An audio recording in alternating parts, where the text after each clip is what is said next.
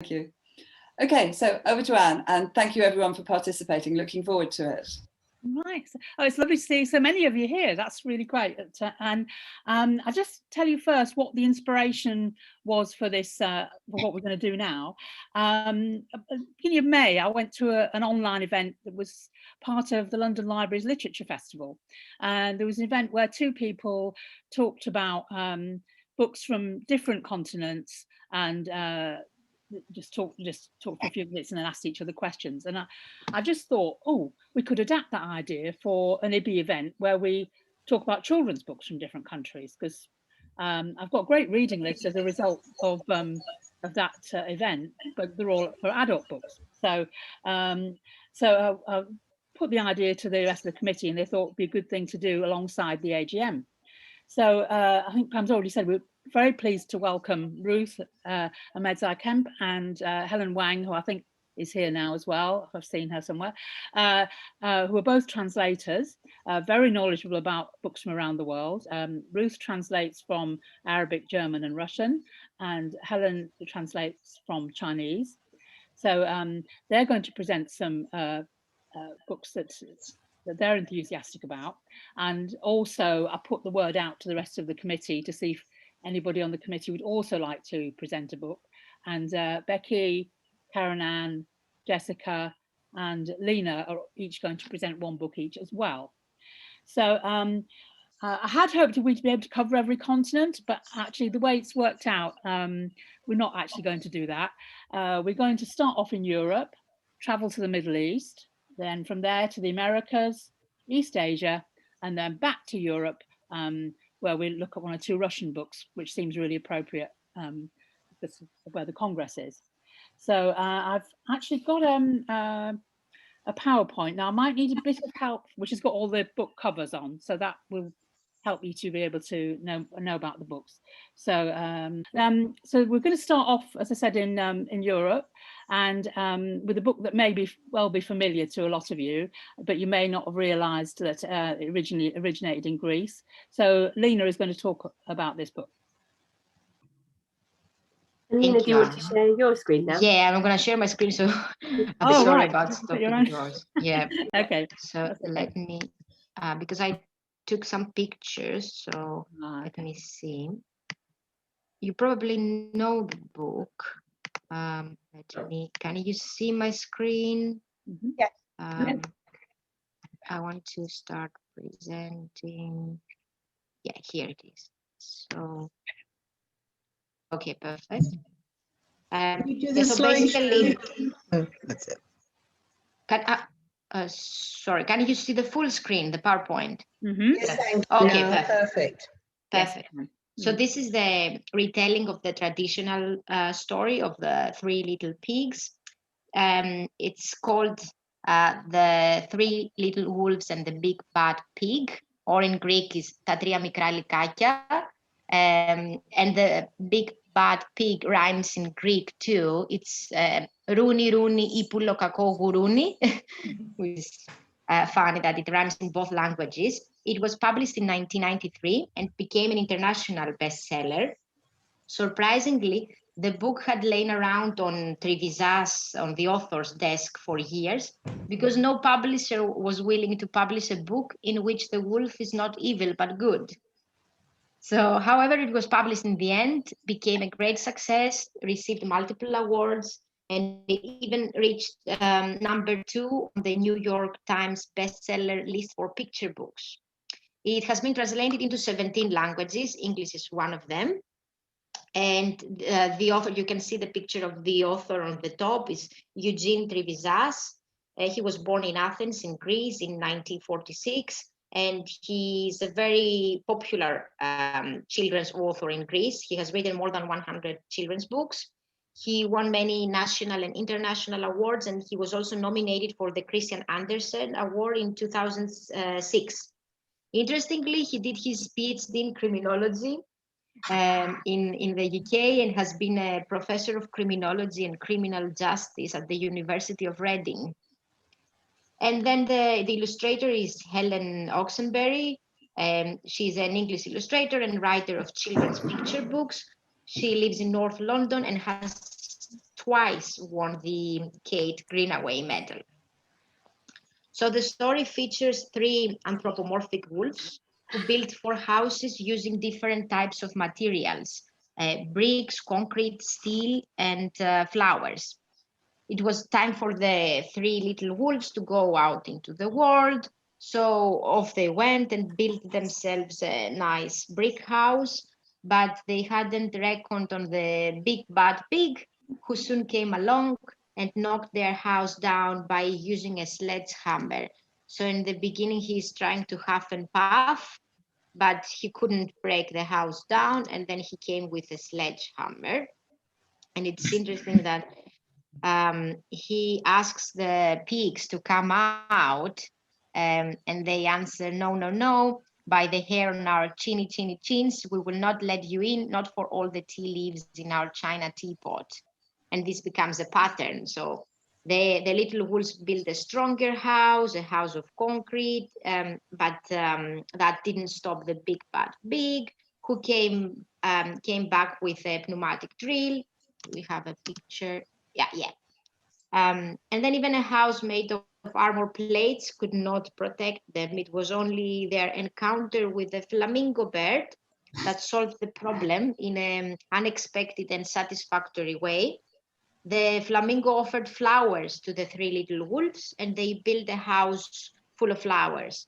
When the big bad pig came and wanted to enter, he smelled the flowers and he changed his attitude. He realized how horrible he had been in the past. The little wolves forgave him, and all of them played together and had a cup of tea. So that was the house of armor plates, and he used a dynamite to break it down. And this is when he goes outside the flower house and he smells the flowers and he changes his attitude. So Trivizas' surrealistic humor and his creative use of language are unique. The 3 little wolves use common materials for building the houses, except for the floral one, of course. And the big bad pig also uses the right tools to destroy them. So the supernatural powers, like the huffing and puffing, give their position to practicality and real life tools, because the big bad pig realizes that he cannot demolish a house by just huffing and puffing. And there are more differences between the traditional tale and this reversed version. The 3 little wolves collaboratively built each house, team spirit. So there is no pig cleverer or more hardworking, whereas in the traditional version, each pig builds their own house and supersedes the smartest one. So what I like most, of course, is the unexpected ending. So the floral house was the only one that seemed so fragile, and it would be easy for the big bad pig to destroy it. But plot twist, nature prevailed. So the author tried to draw our attention to environmental issues and the need for contact with nature, especially with flowers, and the beneficial effects of this contact. And he subtly touches upon the protection of wolves, for example, as an endangered species. Concerning the pictures, Oxenbury's watercolor illustrations are full of delightful details. She presents the story in a very playful way, adding many funny elements. So for example, even from the cover of the book, the cover resembles the photograph of real workers on a girder taking a break and having their lunch. There are also teapots well hidden in the book pages. Well, let me show you, for example. Here on the right, the white wolf is trying to save the teapot when the house gets destroyed, and every time the house breaks down, there is a teapot somewhere hidden. Like here, it's behind the black wolf on the right side. Then here, again, the black wolf is holding the teapot. The teapot has become a pattern. And it is also everywhere on the end papers of the book. And what is also interesting is that on the title page, we can see a beaver, and the beaver is the symbol of diligence, of hard work. It is an animal well known as worker for building its nest.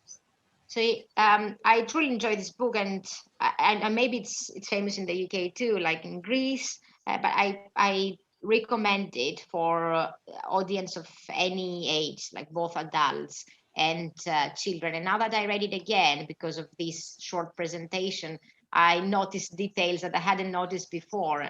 So I think it's a very entertaining book. That's all from me. I couldn't see you because I was sharing my screen. I'm going to stop sharing. And I hope that you could hear me. Yeah, thanks. Yeah, thanks very much, Lena. I should have said at the beginning, because we've got quite a few presentations, we'll do questions and comments at the end, because otherwise, you know, it could take a long time. If anything occurs to you during the presentations, you can always put it in the chat, and then we'll, you know, so you don't forget it. And then yeah. So I think we're going to stay in Europe for the next presentation. Oh, thanks, Ruth. Yeah.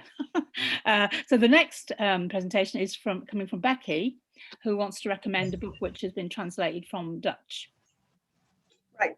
May I introduce you to Talking to Alaska, which is about a young boy called Sven, who is 14, and he's just as the story starts, he's just got a seizure alert dog because he's been diagnosed as epileptic, or with epilepsy, depending on your preference for technology. But Alaska is a gorgeously natured dog, but he absolutely, at the beginning, he absolutely abhors her because of the association, and he calls her the beast because she symbolizes everything that is different about himself and that he really hates. And at least in the beginning, you have major sympathy for the dog because it's just like, why? She's not beast. But as someone who lived with this dog for their teenage years, I know how much all of us just wanted to be normal, and Walt captures that feeling and the dichotomy between, okay, I want to be a normal teen, okay, I'm not. What do I do about that? So, and also in Watkinson's translation, which I reviewed for the UK, otherwise I wouldn't have known about it, you don't feel at any time that you're reading a translation at all. I didn't actually realise it was originally Dutch until I almost finished reading it. Apart from a couple of references to bicycles, but that was literally it. There is one scene which both rings true to my own experience of teaching, but has been updated for the modern audiences. At one point, he has a major level seizure in the middle of the canteen at school. Now, at the age of 14, this is everyone's absolute nightmare. Only some other teenagers are filming the seizure on their phones, and the way Bolt captured his feelings towards them and his feelings of revulsion towards himself after that happens is stunning. He meets a girl called Parker, who was originally Alaska's puppy walker and fosterer, but she had to give Alaska up to be a seizure dog because one of her brothers was allergic, and she hates having to give up. And she also hates the fact that Sven absolutely abhors her at the beginning. So there's that tension, both of them. Will they become friends? or will they not? And what secret is Parker herself hiding? Because she does have secrets that bring in her family and race hatred.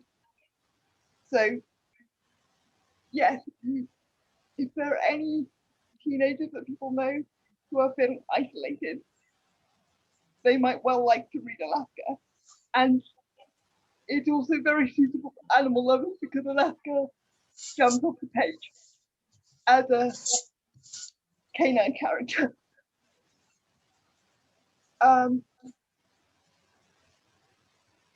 That's all I can think of, but the translation is so fluid that you honestly don't know. So if anyone's frightened of reading translations, most people wouldn't be, but if anyone is, that's not going to be a problem. Thanks very much. I'll pass on. Right. Okay. Whoever's next. Right. Thanks very much, Becky. And that's quite a recent book, I understand. So it's certainly one that we could maybe think about for the IBBY Honour List, possibly. You know, because it be something published in the last 3 years. So yeah. Thanks very much, Becky. I think that the next book is actually going to be presented by Ruth. So we're going to move from the Netherlands to a book which is set partly in Belgium and partly in Lebanon. I have a quick question for Becky, if you don't mind, because I'm actually reading Talking to Alaska with my kids at the moment, and they're really enjoying it. They're 7 and 10, but I'm conscious that I haven't read ahead. So what would you say is the youngest age to read it with? And if you've already started and they're used to books, yeah, and you will explain to them, that's fine. I would have said 12. Or, yeah. But since you've already started, and since you will be reading it to them, that's fine. But make sure you explain, and make sure if when you get the seizure part, that you explain that seizures aren't always like that. Yeah. We're doing a lot of talking around it. It's lovely. And my eldest read Wonder at school, and he's seeing a lot of similarities in terms of a child feeling outside and from identity. The ending of this is better than Wonder. Oh, good. Yeah. In relation to that. Yeah, I might skip ahead and just see what I've got to prepare myself for. Yeah, it's a wonderful book. I'm really enjoying it. Yeah, thank you. Sounds good. That's all right. Great. So I'm going to take you to Belgium and. Sorry, can we just move the? I need to move across. Sorry, I'm really sorry. I'll be doing that if I possibly do it. But yeah, there we go. Yeah. The book too. So yeah, this is a book called Ghady and Rawan, and it was written in Arabic by 2 authors, and then translated into English by 2 translators. And this, I think, is perfect because it has 2 key characters. So in Lebanon, in Beirut, we have Ghady, the boy, and Rawan, his female friend. No, other way around. Rawan is in Beirut, and Ghady visits family in Lebanon every summer and has this very close friendship with Juan, but he has to, at the end of the summer, has to fly back to Brussels, where he's at an international school, I can't think now. And this whole book it's very thin, but it's sort of late middle grade, early young adult. So it's a sort of an accessible young adult story, but it's got some quite grown up themes because in I keep getting muddled up about where they are. In Beirut, Rawan is struggling a bit with her parents arguing, and that sort of causes some problems for her in terms of anxiety and depression in her early teens. And Ghady has got his own problems back home with bullying, certainly racist bullying and peer pressure. So they're sort of early teen sort of issues that they have to deal with, but there's so much warmth in their correspondence, and each chapter switches between Ghady and Rawan and their perspectives. And so I think it's wonderful the way that the 2 translators have each captured a voice and a perspective that really shines through. You get so much character from their first person diary entries and also from their emails to each other. And so, like as I say, it's quite a short book, and the issues are sort of resolved in a not too deeply complex way. but it really comes down to friendship and sort of mutual support. Yeah, it's a really delightful story with enough of a glimpse of summer and the school year in two cities. Okay, thanks. And I think the next book is one of yours as well. Yes, yeah. Well, thank you. Yes, it's a trilingual book. Yeah. Oh, where's it gone here? I forgot to say this was published in the US, so it is available in the UK, but it's not distributed directly in the UK, I think. But it's worth getting your hands on if you can find it. This one's also from a US publisher. It's published by Yonder, which is an imprint of Restless Books in the US. And it's a really magical book, and I would just love to see more books of this kind in 3 languages. And it was originally written in a 4th language. It was written in Spanish and published in Chile. The author is Juan Pablo Iglesias, and the illustrator is Alex Perez. But what's wonderful is that on the front cover, you can see they have all the names of all the translators who have worked on this book, and it's a real big collaboration. So it comes from Chile. It's set in, it could be a city in the US, or it could be in Israel, Palestine, because we have one Hebrew-speaking Jewish boy, and we have a presumably Palestinian Arabic-speaking boy. And the story starts at the back like a Hebrew or Arabic book would, with a lovely message at the beginning saying, "Hello readers, start the book here." And at the end it says, "No, you've started at the wrong end, go to the other end." And but every page, as you'll see, has the 3 scripts, the 3 languages, just neatly fit side by side.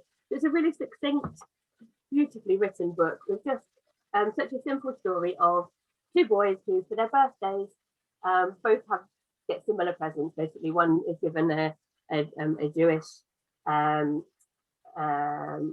shoulder scarf, and the Palestinian boy a kafia. So one's given a talit scarf, and the other a scarf in that one, but kafia, sort of Palestinian style scarf. They both go and play football in the park, make friends with each other, and accidentally pick up the wrong scarf, and they go home with the wrong scarf. There's a lovely page about them playing all evening. You know, they're so lost, they lose track of the score and the time. Now it's so dark, it would be easier to kick the moon than the ball. You know, they're just so absorbed in their friendship and so unaware that they come home with the wrong scarf. But they straight away, when they get home, get this horrible feeling of horror from their parents that they've come home with the scarf of the other people. And yeah, they're very worried about it, but then the next day they meet at the park and swap scarves and it's all right. So it's a really lovely, just a simple story of just how ridiculous their parents and the adult world, as ridiculous their divisions are, when actually the most important thing is just meeting friends and playing football, and they both end up dreaming of playing on the same team. So yeah, I think and it was just these lovely stark colours and just such simplicity, but I really think that's a super book.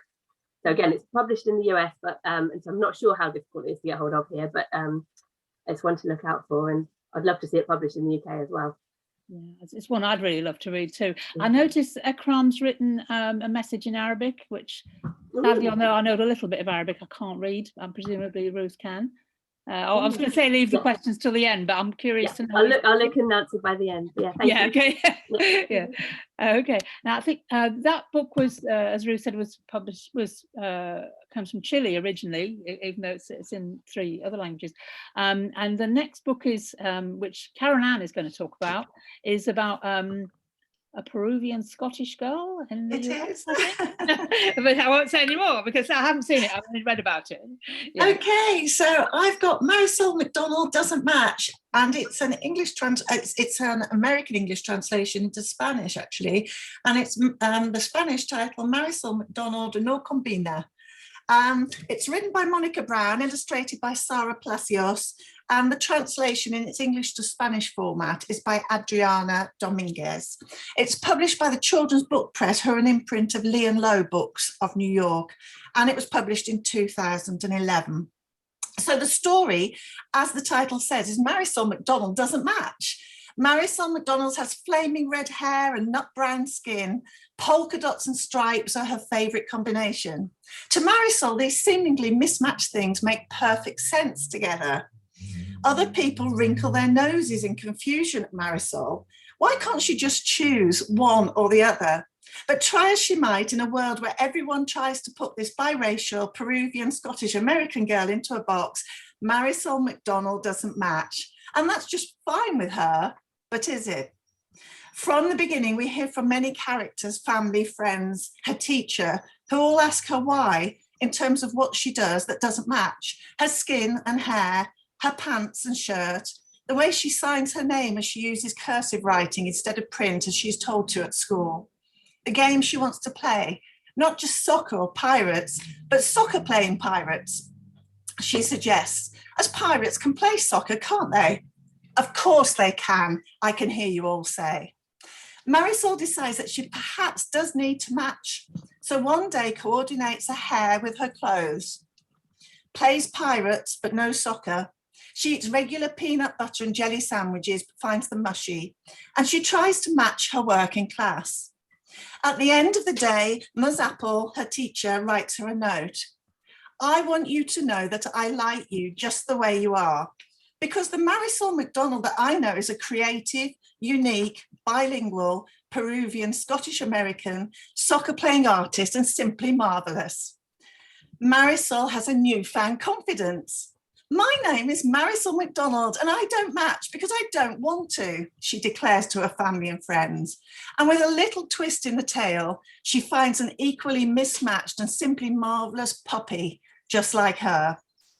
So the renowned author, Monica Brown, a mestiza or mixed race Peruvian American of Jewish and American Indian heritage, wrote this lively story to bring her own experience of being mismatched to life, she states. Her buoyant prose is perfectly matched by Sarah Pelocio's mixed media illustrations, which are very child-friendly and beautifully illustrated works, as you can see there. It's a beautifully translated, dual language, bilingual book of 3 in a series, and emanated from Monica Brown's multiracial background as a daughter of a South American mother and North American father. She spent much of her childhood with her cousins, Indigenous Peruvian and Spanish cousins, mixed with Scottish, Italian, Jewish, Nicaraguan, Mexican, Chilean, and African heritage. People still sometimes say that we don't match or ask, what are you, says Brown. And she answers these questions through her mother's wise words. We are Americans, yes, but also citizens of the world. Life, of course, is bound up with the history of many peoples. And like Marisol McDonald, she and we open our arms wide and embrace them all. The title of the book, there we go, presented a translation dilemma, particularly how to translate the phrase Marisol McDonald doesn't match into Spanish. Even in English, a person singular can't not match. There's only 2 things, plural, can't match. So in Spanish, there are many different verbs that mean to match, but they present the same problem as they do in English. They sound strange, a little funny, or odd when applied to a person instead of 2 objects. Ultimately, they decided that the Spanish verb that most closely matched the sense of the English was combina, of which they feel Marisol herself would approve very much. Therefore, Marisol McDonald doesn't match became the title Marisol McDonald, no combina. The book validates being unique beyond race. The narrative of liking different food combinations, creative dress, imaginative play, etc., are all really important here. It's about being your own person and being true to yourself. Marisol learns to appreciate these cultural differences that make her so, so special. She's fun and easy to relate to. Her dilemma, being teased and corrected for her unique style, is pertinent for preschool and early primary children. The narrative arc works really well. The book isn't preachy, and nor does it take the criticism from others so far that it would make more sensitive children or more younger children uncomfortable. It's really well written, and the prose has a great childlike voice in the first person. And on top of all this, the story is written in both English and Spanish. It adds to the kindness conversation because it teaches not only to be kind to others, but also to yourself and everyone else. The message, the fact that it's bilingual and dual language, And the editor's note about how the title was tricky to translate into Spanish because people can't not match, which, as we discussed, is true for English too.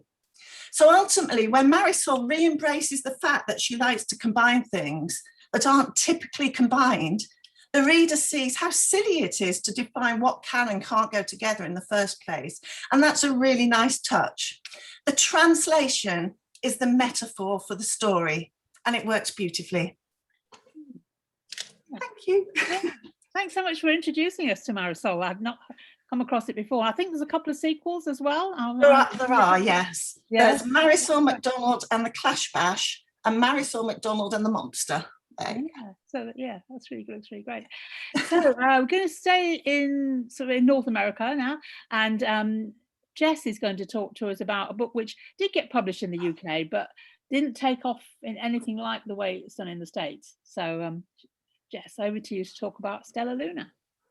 Yeah, so Stellaluna was actually one of my favorite books growing up, and it's one of the first ones that came to mind when we had started talking about international literature, because I've never really seen it in a bookstore over here, and being American, that seemed a little bit, it made me a little bit sad because it was one of my favorites. So it was so Stellaluna by Janell Cannon was published in 1993 by Harcourt in the US, and it's been a popular title in children's lists in the US for nearly 30 years. It's a little bit out of the box selecting this book for this topic because, of course, it's an American children's book, and therefore it was written and published in English. But as Anne said, it's never really gotten the same success or garnered the same traction in the UK as it has in the States. So it's a children's picture book about a young fruit bat named Stellaluna who becomes separated from her mother and is adopted into a family of birds and is raised to behave like a bird. And in fact, she's discouraged from behaving like a bat. The mother bird just does not want her to hang upside down, and she has to eat bugs like the birds that she's being raised with. But later she meets other bats and in fact reunites with her mother and learns that it's okay for her to behave like a bat. And in fact, when she introduces her bird family to her new bat friends, they're all collectively amazed at how similar and yet how different they are from each other. But they agree that regardless of their differences, they'll always be friends. So one of the beauties of this book is that it has such relatable themes of friendship and family and the idea of overlooking differences to find common ground. And because of this, it's garnered so many awards and acclaims in the States and has actually gotten a lot of traction with teachers groups and with librarians groups. And of course, that has actually made it even more visible. And in fact, one reviewer pointed something out that I really resonated with, in that their interpretation of the book was showing that children are not either good or bad, that children with non-conforming behaviors may actually be expressing their abilities or their needs in a different way than you might be familiar with. So Stellaluna's behaviors, though are in hanging upside down or in trying to eat fruit, though they were discouraged by Mother Bird, aren't actually bad behaviors, but rather an expression of her identity as a bat, of an expression of her differences, even though she's raised in a different environment. Stellaluna itself has been translated into over 30 languages and it's even been adapted as a short film, a puppet show, and a musical, which I am definitely going to be looking on YouTube to see if I can find something like that. It was also a New York Times bestseller, appeared on the National Education Association's list of teachers' top 100 books for children, and was named as one of the top 100 picture books in 2012 poll from the School Library Journal. And also, it even won a Grammy in 1996 for Best Spoken Word Album for Children. And as I mentioned before, one of the interesting things about this selection is that despite its success in the States, it's just never really took off in the same way in the UK. it was briefly published as, it looks like a paperback, and then also briefly as a board book, but it's now showing as out of print wherever I've been able to find it. And as Anne mentioned in an email to me too, this has kind of been an interesting trend with other American picture book classics that I grew up with, such as Goodnight Moon or Make Way for Ducklings. And so the books of my childhood aren't always something that I'm able to find now that I live over here. But particularly with Stellaluna, I think we are missing a little trick here, because there's a universality in the, that we can all empathize with, and that the awkwardness of feeling like a bat in a bird's world. And that's one of the things that the author really wanted to contribute to this, and I think she really has. Yeah, thanks very much, Jess. Yes, I'd forgotten about this book until you mentioned it. You wanted to talk about it. So, and I think is an interesting question about why some books just don't translate across the Atlantic. There's quite often books that win the Caldecott Medal, I noticed, don't get UK editions, but maybe that's something we can talk about later. Okay, so now I'd like to welcome Helen, who's going to talk about some books that she's translated by a very recent winner of the Hans Christian Andersen Award. And she's also going to tell us about some forthcoming books from another Chinese author who has been nominated for the award. So over to Helen. Okay, thanks, Anne. When Anne asked if I'd say a few words about something from China, I greedily asked if I could have 4. But they're by 2 authors. One is Wenxuan. These are the 2 books you can see here. He is professor of Chinese literature at Peking University, which is the top university in China. And he's also a prolific writer. I don't know actually how he manages to teach, because he seems perpetually to be on tour. I've had the pleasure of translating 2 of his novels. I'll just hold them up to you. This is Bronze and Sunflower. You can see it's a 300-400 page book, good solid read. That was published in 2016 in the UK, and 2017, sorry, it was published in 2015, 16, and 2016 was when Wenxuan won the Hans Christian Andersen Award. He was the first Chinese author to win it. The second one that I've translated is Dragonfly Eyes. You can see it's another good read. And this was published in English in January 2021, so just a few months ago. And the difference between really the 2 of them is they're both in his lush and kind of his rich style. You kind of get sucked into his kind of slow, descriptive writing and his style. Bronze and Sunflower is about a little girl called Sunflower who goes with her father to one of the labor camps, and her father dies, and she is the only child on one side of the river, kind of the people who've come from the city, and they can't really deal with her. They can't really look after her, so they take her across the river to the village, which is all the local people, the rural people, and the poorest family in the village take her in. And it's a story of how the family grows together. Bronze is the little boy of the family. Some trauma happened when he was very, very young, and he became a mute and doesn't speak. So he's a little bit odd in the village. And the 2 of them form this friendship as their brother and sister. And it's just a really lovely story of love in the family. Everybody tries to do their best to make things work.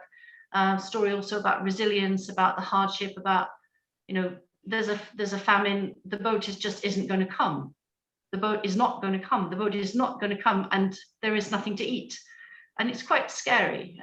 Similarly, going to hospital is a big deal because it's a rural area, so it's quite tricky. In the end, I won't tell you what happens in the end because you can read that for yourself, but it's a story that actually is full of humanity and love, actually. The second one, Dragonfly Eyes, is set in the city. It's a story that goes from about the 1920s to the late 1960s. It starts off with a family that is in the silk trade, the silk business, and there is a French woman in her 20s called Hussain, and she is in Marseille. A Chinese sailor comes to Marseille, meets her in a cafe, and that's it. They fall in love, that whirlwind romance. They settle down in Lyon, have a family of 4 children. The family is very rich. Come the 1930s, war is looming in Europe. The Japanese are invading China, and the father of the family says, I have to go back to China and look after the family business, look after my father. They go to Shanghai, and over the period of the story, they go from being basically an expat family, a family that has moved in and has really quite a luxurious lifestyle, to a family that is increasingly short on resources. You know, they're having to, the French woman has to take things to the pawn shop and tries to do this quietly and doesn't want to show things. They become much more frugal. Then what is much more disturbing is that because she is French, although she speaks perfect Chinese and the children all speak perfect Chinese and the grandchildren all speak perfect Chinese, there comes a time in the 1960s when there are so few foreigners in China, the political situation is such that she can only be, as a foreigner, the only thing that they can think that she might be is a spy. And so instead of being somebody who is very highly respected, she suddenly becomes the worst possible kind of person that she is. So that's this story. I would say middle grade if they're mature enough to cope with the story matter, otherwise perhaps a little bit older. Shall I move on to the next one, the next slide? Yeah. Those are both published by Walker Books and they're available now in the UK. These two are the Chinese editions. The English ones haven't come out yet, but they will do in 2021. These are by Huang Beijia. Huang Beijia is a very established woman writer, and she has written many books. She's very good at writing about the relationships in families and the tensions in families. The first book, the one on the left, these have been translated by Nikki Harman, who's in the UK. The one on the left with the little girl holding with a book bag on her back and holding a book. This is I Want to Be Good. And this is about a little girl called Ling, who is 10 years old. And she's not very good at school. She's a very ordinary, middle of the road little girl. She's good enough, but she's not brilliant and she's not rubbish. And she's not particularly pretty, and she's a bit on the chubby side. And you know, she just can't do maths. Maths is the one thing that she cannot do. And she's the only child, and her mother is absolutely desperate that she's going to do well in life. So her mother is full of angst, desperate to be a tiger mum, but the little girl is just not tiger mum kind of material. So there's a lot of tension going on there. Ling is absolutely adorable. Ling just wants to be happy. She just wants to be happy. She just wants her mum to be happy. She just wants everybody in the world to be happy. And so that's what she does, is she goes around making people happy. And it's the most delightful book that you just can't help smiling and, you know, giggling at times through this book. It's just beautiful. This should come out sometime this year by New Classic Press, which hasn't published very much of children's books in the UK, but will be doing it very soon. The reason why it's been delayed is that Huang Beijia is a VIP author in Nanjing City this year, and they're wanting to put some stickers on the books. So they're just waiting until they've got the stickers to put on the books, then they'll print them and then they'll be available. The one on the right, which has two children, there's a boy doing calligraphy and there's a girl who's reading. This is The Flight of the Bumblebee, which of course is the title of the very famous piece of music. This is set in the 1930s. It's a family story with a father and a mother and 4 children in the family, and they adopt the orphaned son of a family friend. In the 1930s, when the Japanese were moving into China, a lot of people from the East Coast or the eastern cities, the professionals, the academics, the people who were really going to take China forward, they were moved, if you like, evacuated to the southwest of China. And so this family moves over there, and there's a whole enclave of people who were moving. So that it's basically the whole university moves, or the whole professional compound moves over there.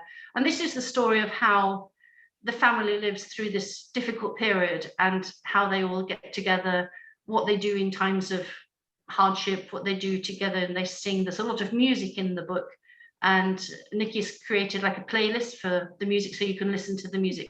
The music, because it's from a very cultured family, there's a lot of classical music, there's a lot of political nationalistic marching music, there's war music, there's Vera Lynn's White Cliffs of Dover, there's all kinds of music that's very evocative at the same time. Nikki was very kind and she let me read drafts of both of these books. I giggled through I Want to Be Good. I thought it was just lovely and charming. And The Flight of the Bumblebee, I read it without any musical knowledge whatsoever. I just read it for the story and I loved it. So I can't wait for these to be out, probably in the autumn, but I hope you look out for them. And Huang Beijia was this year's nomination from China for the Hans Christian Andersen. This is one Hans Christian Andersen winner and one Hans Christian Andersen nominee. And they're all 4 chunky, good read novels, well worth dipping into. That's me. Yeah, thanks so much, Helen. It's so good to hear about some contemporary books coming from China that we can read. It's yeah, I'm really looking forward to it. I've read Bronze and Sunflower because you won the Marshall Award for that, your translation of that. Yeah, and I've just got hold of Dragonfly Eyes, so I'll be reading that shortly. Yeah, I really look forward to these two coming out later. Could I say one thing? Since I have a presence, is if anybody is reading any of the books that we translate, please leave little comments or stars or any way you can leave feedback. Just leave feedback, because that boosts the knowledge and boosts kind of people say, oh yeah, people are reading this. People are kind of getting interested in doing things like that. It's very, very useful for us as translators. Yeah, thanks very much. I think we're now going back to Ruth for a book from Indonesia. I think that's right. Yeah, there we go. Thanks, Helen. And as Helen says, if you do mention a book, or if you tweet or put anything on social media, please also mention the name of the translator. It's always really great validation, I suppose, of the art and craft and labour and pain of translation to see that people, to have recognition. And so this is another translated book, and it's lovely to see the name of the translator in the back quite prominently.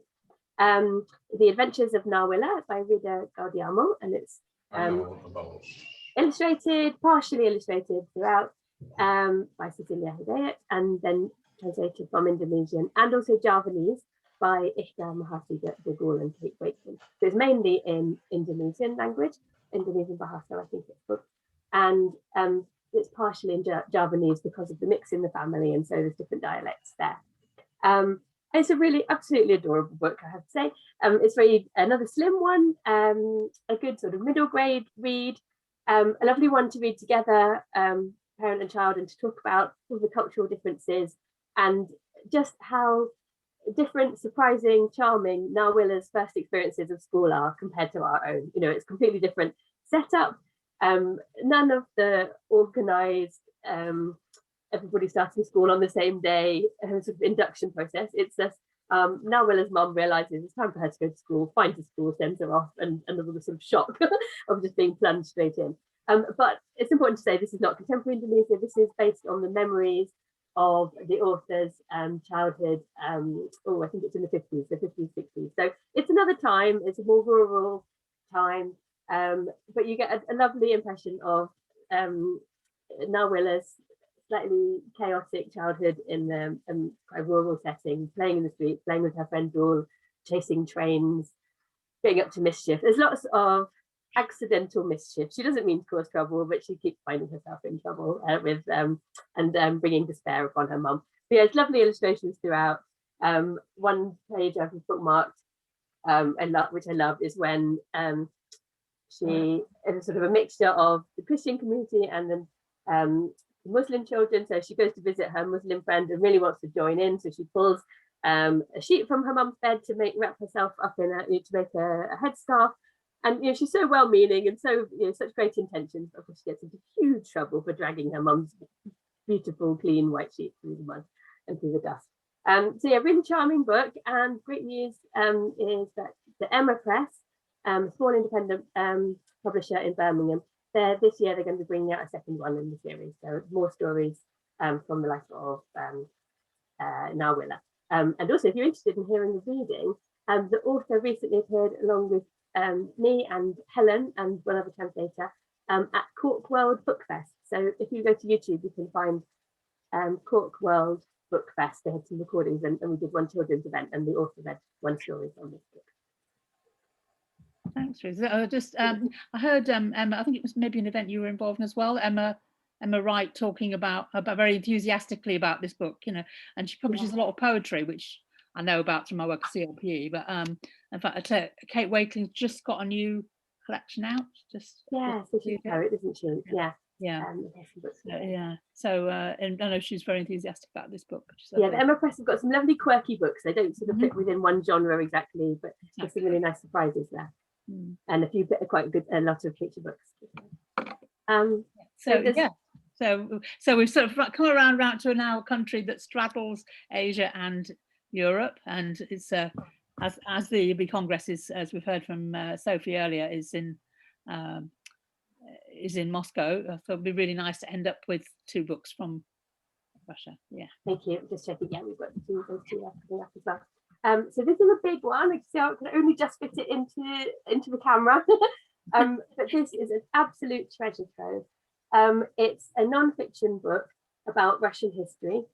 It's like many of the ones I've picked, is also published in the US, but is available online here. I'm not sure exactly about the distribution, I'm afraid, but I mean, I bought it here in the UK.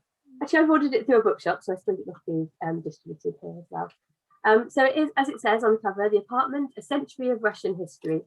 And it's focused on a traditional 19th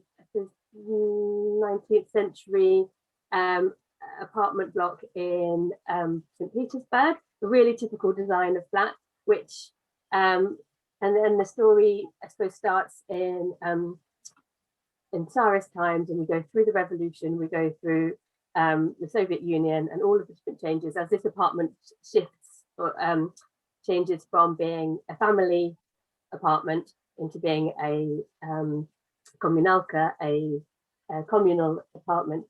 And we see just on the front cover, just a glimpse of the amazing wealth of social details that this book includes. And that's, for one example, you can see a mess of bells and buzzers and knockers and instructions about how to contact each resident of this flat. And it's absolutely typical. And as a translator, I've also been working on a book from the Soviet, well, it's set in the era of the Soviet Union, that's The Raven's Children. And so many images from this book just exactly echoed images and themes in that book too. I'll just give you a glimpse, and I won't show you in detail, but the pages alternate between a double spread, which is also the documentary details, little snippets of conversation, cartoon characters talking, sharing glimpses of their lives. And then every other alternate double page spread is a story at the bottom told from the perspective of one of the children in the family, one of the residents of the flat. And then these huge, wonderful illustrations, just gorgeous light and shadows. And it's just a crazy, noisy, bustling apartment full of bodies, people all crammed into every corner. So yeah, we see the same flat sort of through the era. So this is the First World War, 1914, with the revolution. And it's, you know, whether you're studying, I mean, it's not just a picture book for primary, obviously, this would be fabulous for secondary, anyone studying the Cold War, if they're doing Russian A-level, you know, it's got detail and fascinating snippets at any age. There are a couple of pages that I highlighted that I wanted to mention. This one just shows how this one big room has been split up into many bedrooms and many sort of living areas. And it's got one detail that I've also recognized from The Raven's Children, which is one room divided by a wardrobe. And in The Raven's Children, the other novel that I've worked on, that's a really important key point, plot, the fact that there's a hidden bedroom behind this wardrobe, which fortunately isn't found out. Another little lovely detail that I'll leave you with, this was something I've read a lot about the Soviet Union, and by studying Russian, and I've studied a lot, but this book is full of things that I hadn't even come across before. And what I love here, I don't know if you get to see, is someone who's in the 70s, 73, and there's a young man putting on a record which has got bones on it. It's got an X-ray. And it's such a lovely detail that in the 70s, where vinyl was really unshorted, there was a huge industry of some is that, which is self-published, but also sort of illegally obtained pirate copies of records, including printed on used X-rays. So yeah, and there's lots of things I've mentioned to friends, and they're like, "Oh yeah, that's a really famous thing," or "That's, you know, that's definitely true of the Soviet Union." So it's absolutely full of interesting facts. But I think the sort of book that actually will appeal to adults and to children alike is just something there. But it works as a story because you've got the character, those children living through those eras, telling their stories, and there's the tensions of relationships and arguments and so on, worrying about if someone's going to return from the war, that sort of thing. But then it's also just so rich in that documentary detail. Sort of book I would love to see more of in English, that sort of non-fiction that you can really lose yourself in. Yeah, just to say about UK distribution of that, it's published by Abrams, and Yes. Abrams, which is in New York, and Chronicle, which is in San Francisco, they have got a UK office and they are distributed here. So yeah. so that you can get that one. Yeah. Great. I always find books by some means or another, but I can never remember if I bought them at the bookshop or Amazon or bookshop.org. So yeah, good to know that you can get that here. And the last one I'm going to talk about is just such a wonderful surprise. Again, I come to reading this sort of having read lots of Russian literature, but some of the stories in this were completely unknown to me, so it's been such a joy to discover it. This and sorry, I've got the follow-up. There's actually 4 in this series now, I think, the Gamayun Tales. This is the second one, by Alexandra Litvina, and they're translated. So he's the author and illustrator of these graphic novels or comics, and they're translated from Russian into English by Lada Morozova and published by Nobrow.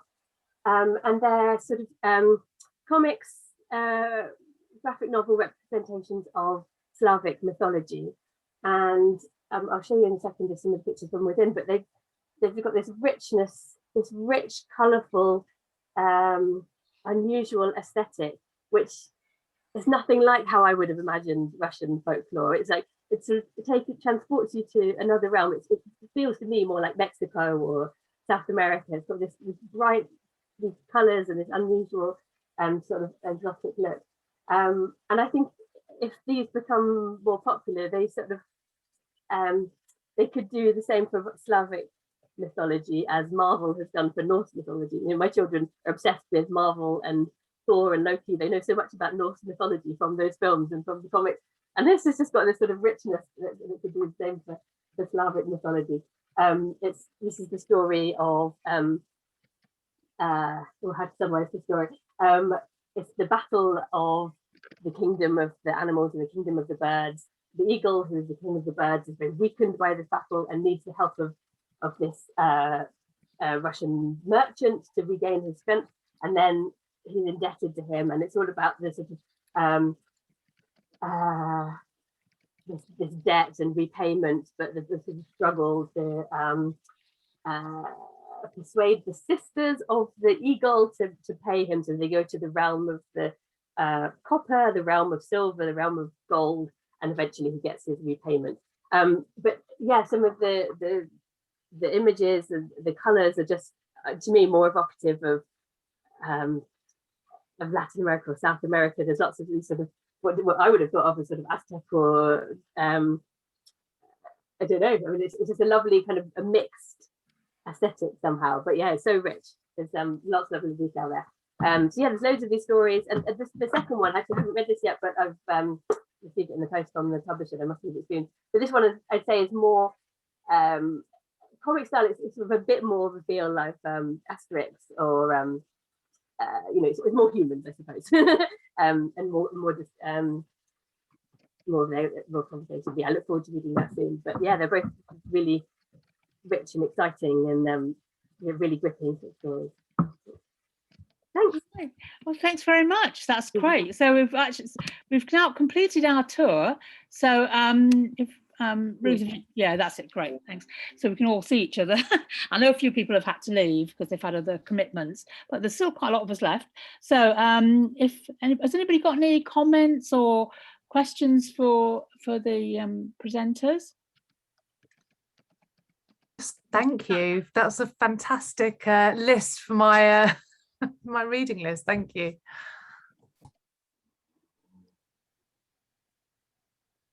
Anybody else? You can either put it in the chat or just unmute yourselves and speak. Thank you for me as well. I've taken copious notes of books that I want to look up as well. So thank you for that. Can I just say something to Ruth? Please don't stop with talking to Alaska, because if they've started and you're going to mediate for them, it should be all right. Thank you. We're really enjoying it, and yeah, I think we'll be all right. Yeah, lots of conversation around the more sort of mature themes. But yeah, it's wonderful to hear you talk about it. Thank you. Yeah. And you too. Could I say something? Yes, of course. Yeah. For me, it was just wonderful to hear from translators, because in the book industry, I just meet up with illustrators and other writers.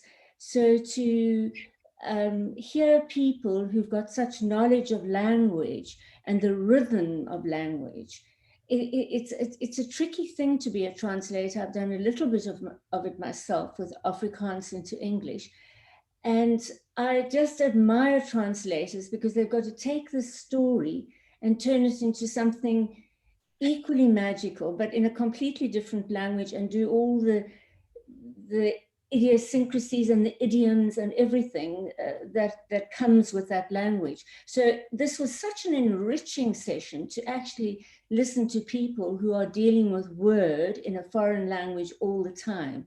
So thank you to everyone who spoke to us tonight. It was fascinating, especially sort of hearing from books that we don't normally come into contact with. I mean, the only one I had was the Stellaluna, but the other books were all totally new to me. So thank you very much to everyone this evening. Yeah, Julia? Yeah. Oh, hi. Ruth, when she was talking about the apartment book, mentioned another book, something about room, hidden room, and I missed what she said completely. My Zoom just went fuzzy. Could she update what she'd said if she can remember the context? Sorry. Thank you. I've just put the name in the chat. Sorry, thank you. Thanks so much. It was a sneaky plug by me of a book that I've translated, but yeah, I thought it fit. Thank you very much. That's great. By Puffin, is it Puffin that published it? Yeah, so it's definitely easy to get that one in this country. Yeah. Thank you very much. Thanks. Yeah, Helen. Hi, Diane. I don't know if you're aware of World Kidlit, the blog, because on this there is a wonderful reading kind of lists of books from different countries if people want to read around the world, or if people want particular age groups. Perhaps Ruth, perhaps you could tell us a bit more about it. Yeah, that I was going to say that actually next if nobody had got any questions. So it's good you brought that up. Yeah. Thank you. Yeah, go on, Ruth. And do you mind? Thank you so much, Diane, for that lovely comment. It's really thoughtful. Yeah, and I'd just love to tell you all about an initiative which was initially kick-started by translators, and that's World Kidlit Month. So in September, and it's been going for about 4 years now, every September, there's on social media and increasingly in real life, so hopefully in schools, in libraries, bookshops, it's a celebration of books in translation from around the world. So it's hashtag World Kidlit Month. But if you also look up, so on Facebook or Twitter, Instagram, if you look up hashtag World Kidlit, then throughout the year, you'll see recommendations of books from other countries, books from languages other than English, which have either made it into English by translation, or ones which various members of our community are recommending for translation. So it's an increasingly vocal and sort of celebratory community looking to enrich English language publishing with books from other countries and to bring them to children. So in September, we should be all going onto Instagram and pushing this. Please, yeah. And mention it to your library, to your libraries, the bookshops. We'd love to see more displays. And this year we're sort of really having a push to schools and teacher communities to encourage schools to sort of explore the world through translation, or explore the languages in their school community through looking for books and reading them together. Thank you. Yeah, we missed out on Australia and South Africa. But I suppose there's mostly English books, so they're only, I mean, in South Africa, there are 11 other languages, but I know you couldn't do them all, Anne, but you had a fascinating choice. It was wonderful. Thank you. Yeah. And I did sort of hope that we would include every continent, but when the speakers all came up with such wonderful choices, I thought rather than try and push something in, but I think we should look at books from Africa, perhaps in a future session, make sure that books from Africa are included. And it certainly struck me when you all started coming in the room and I saw that you were there, Di and Beverly and Ken. I thought, we really ought to books from Africa as well. But it's in fact, Ruth did offer to do one or two more, but I thought we were already doing about 12 books, and I thought so we'd have time to talk about it afterwards. I thought best to not try and cover everywhere, but I think we should, Sophie, I think you. Yeah, and I just wondered whether maybe we could share some of these books and even a couple more suggestions on our website if people are willing to share the PowerPoint presentations, or we could kind of just create it into a blog for the website, and obviously share the World Kidlit website and everything. So that would be a nice way to show people who maybe weren't able to attend today.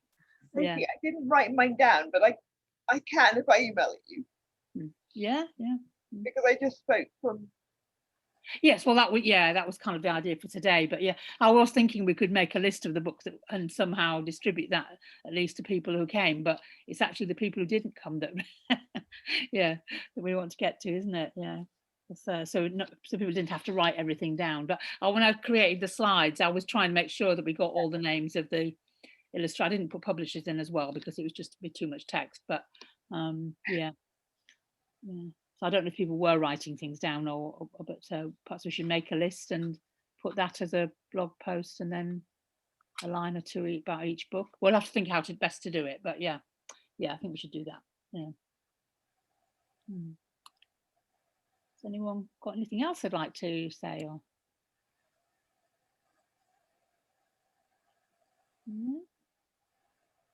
okay, well, I'm glad we ended up with just talking about the World Kidlit, because that was just thinking that that would be a good way to end talking about that, and that's what's happened. So that's really great. So thanks, particularly obviously to Helen and Ruth for coming along and talking so enthusiastically about these books that we now all want to read, but also to the members of the IBBY committee who took part in it as well, because it's great to have that mix of different people doing it. So I think that's probably all we need to say. I don't know if anybody wants to. Pam's still here, but I know she was sort of handing over to me, so she maybe doesn't want to say anything else. Okay, well, great to see you all, and I hope to see you at perhaps at the conference in November, or at the online congress in September. So, thanks to Anne for spearheading this idea to the committee. Otherwise, we wouldn't have done it. Okay, well, it was a pleasure. I really enjoyed it.